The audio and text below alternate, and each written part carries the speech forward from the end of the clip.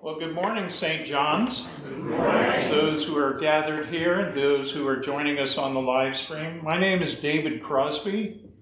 I am a priest here in the Diocese of Virginia. Timely that at clergy conference that we had at Shrinemont recently, Kevin reached out to me as we were completing a photo op with all those who had gathered with the bishops for 3 days. And he turned to me and he said, "You do supply ministry?" And I said, "Yes, I do." And he said, "I need to be away from St. John's. Can you come?" And this date fit. I've been ordained since 2012. I live in Alexandria. St. John's is the 30th congregation that I visited as a supply priest. So thanks for topping my list. One hopes that if I don't wear out my welcome today, you'll have me back, as Kevin needs to be away. I wonder if the very Reverend Ian S. Markham, Dean and President of Virginia Theological Seminary, has ever come to preach here at St. John's. Anyone recall? If he has, you would know that he generally likes to open his sermons with a joke. If he hasn't, well, you just learned something more about my friend Ian Markham. Usually, the joke relates somehow to a sermon or to the lessons that we read in church. I have a copy of a book called Lectionary Levity, The Use of Humor in Preaching, which the dean co-authored with Samantha Gottlich-Smith, a VTS alum and now priest serving in the Diocese of Texas. And they suggest that humor is intended to be a way in for the preaching of the gospel.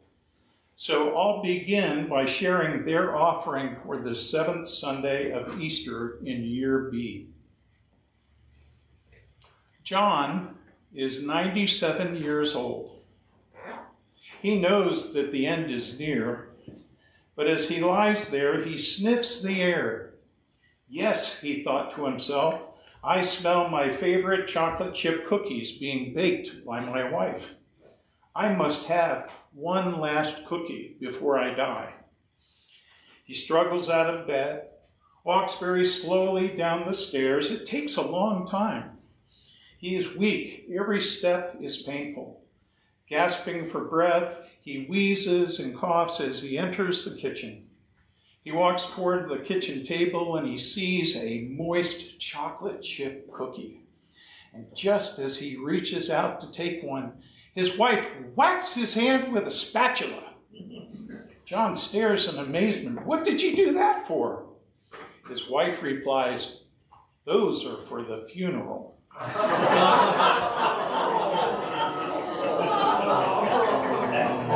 That was the response I was hoping.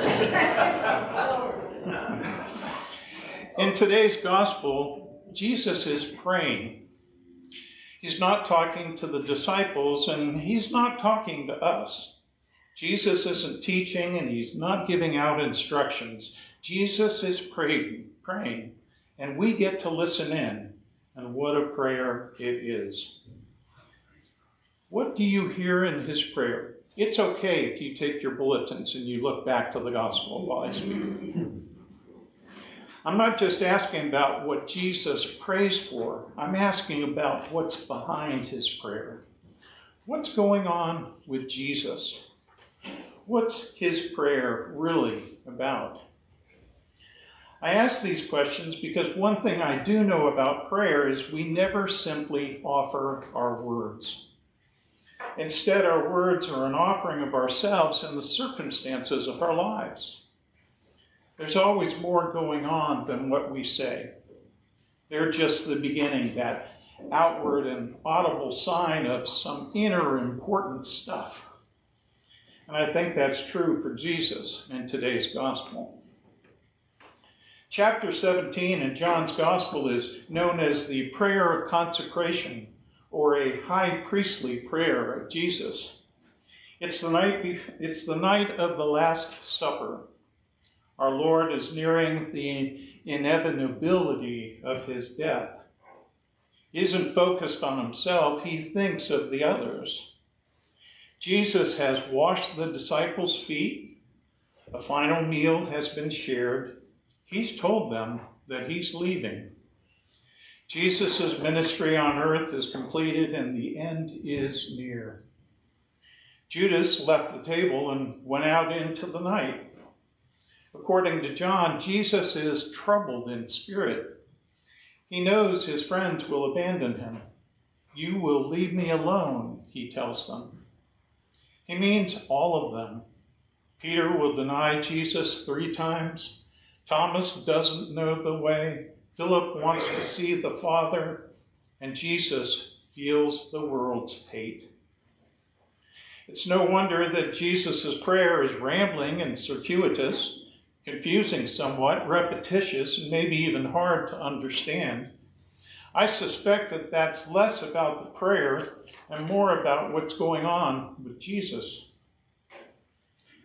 Haven't you had times like these?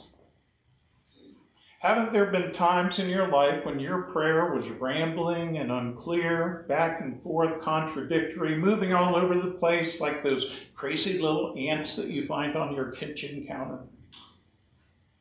It might happen on those nights when it seems that everything is on the line, and we can't tell if things are falling into place or falling apart.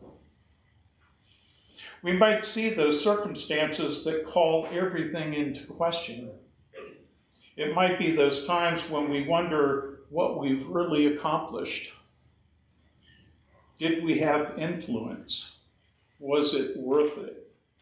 What is my life really about? It also might be those times when we are overwhelmed by joy or devastated by loss and grief. It could be those times when we're trying to get clarity about ourselves and come to terms with our life. Who are we?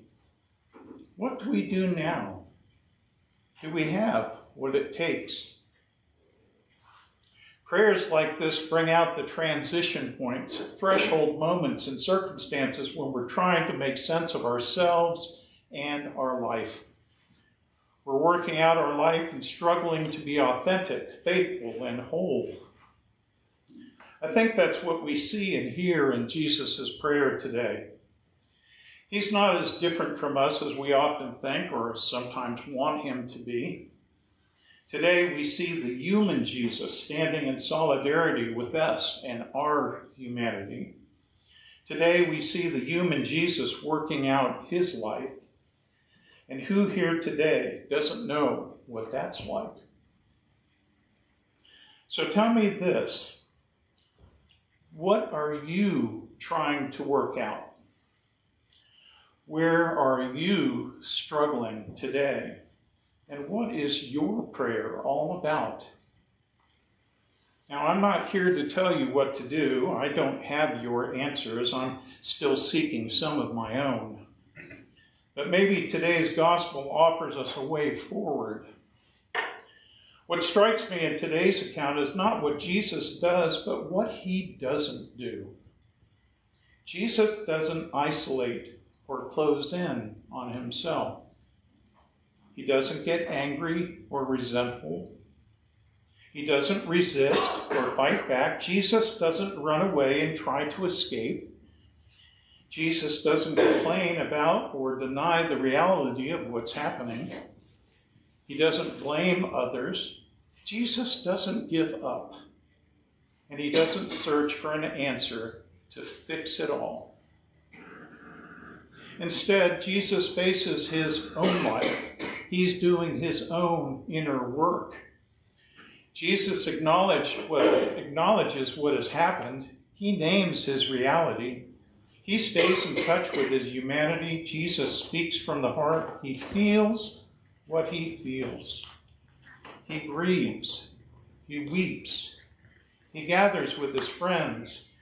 He's concerned for others. Jesus prays. He lives and dies with an openness to a future that he cannot control.